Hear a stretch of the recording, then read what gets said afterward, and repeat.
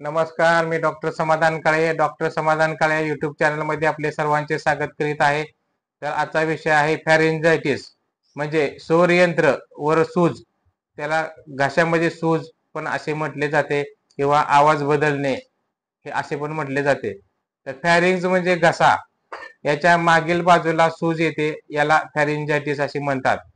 बहुधा सर्दी पडसे झाले असेल तर घसा सुजतो आणि ॲडिनॉइड ग्लँडला पण सूज येते. यामुळे रोगाचे स्वरूप अतिशय सौम्य किंवा अतिशय तीव्र स्वरूपाचे पण असते.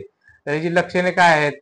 तर घशामध्ये आग होते, घसा कोरडा पडतो, थंडी वाजून ताप येते, आवाज बसतो, गाळ्याभोवतीच्या लिंफ किंवा लसिका ग्रंथींना सूज येते, त्यामुळे वेदना भरपूर होतात.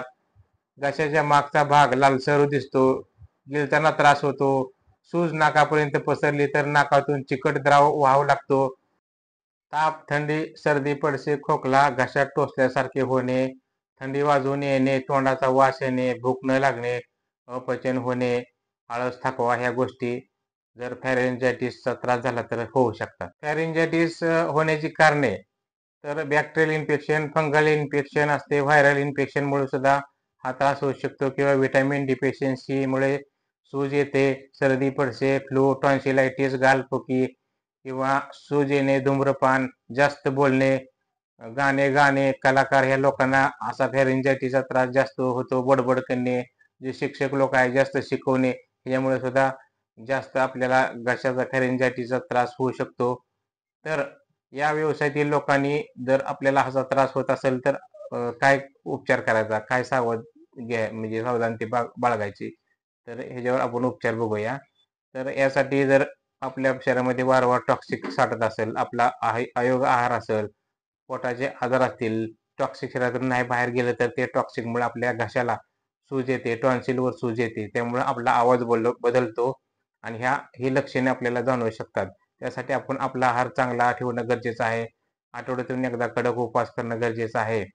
तर पाण्यामध्ये मीठ घालून त्यानं गुळण्या करणं, व्यायाम, ध्यानधारणा, प्राणायाम, योग्य आहार विहार, तुळशीची पाने चावून खाण्याची सवय लावून घेणे, आंबट, जास्त गोड पदार्थ, थंड पेय, शीतपेय वर्ज्य करणं गरजेचं आहे. जर आपण एक सात्विक असे जर पान म्हणजे मसाले पान, पूर्ण ते आयुर्वेदिक गुण असलेले पान जर जेवणानंतर दुपारी चावून खाल्ले तर आपल्याला फॅरेंजायटिसचा त्रास होणार नाही. त्यामध्ये अनेक औषधी घटक असतात, ते आपल्या घशासाठी आणि शरीरासाठी उपयुक्त असतात. त्यानंतर एक तुम्हाला ट्रीटमेंट सांगतो. जर आपल्याला जास्त त्रास होत असेल, जर गिळताना त्रास होत असेल तर आपण शक्यतो लिक्विड डाएट घेणं गरजेचं आहे. त्यानंतर ॲलोपॅथिक ट्रीटमेंट सांगतो. महाप्लॉक्स 400 mg गोळी सकाळ जेवणानंतर घ्या. टॅबलेट आल्रेडी डी सकाळ संध्याकाळ जेवणानंतर घ्या. टॅबलेट सोमोग्राम सकाळ संध्याकाळ जेवणानंतर घ्या. टॅबलेट मेड्रॉल 4 mg सकाळ संध्याकाळ जेवणानंतर घ्या. टॅबलेट पॅन 20 जेवणापूर्वी सकाळ संध्याकाळ घ्या. आणि बेटाडीन गार्गल याने गुळण्या करायच्या, जेणेकरून आपल्या घशामध्ये किंवा आपल्या टॉन्सिलमध्ये जर काही इन्फेक्शन असेल, तर बॅक्टेरियल इन्फेक्शन असेल तर ते कमी होऊन जाईल, सूज कमी होईल. तर जेवणानंतर 3 वेळा सकाळ, दुपार, संध्याकाळ अर्धा ग्लासमध्ये 5 मिली औषध टाकायचं आणि गुळण्या करायचं. त्यानंतर अर्धा तास काय पाणी प्यायचं नाही किंवा काय खायचं नाही.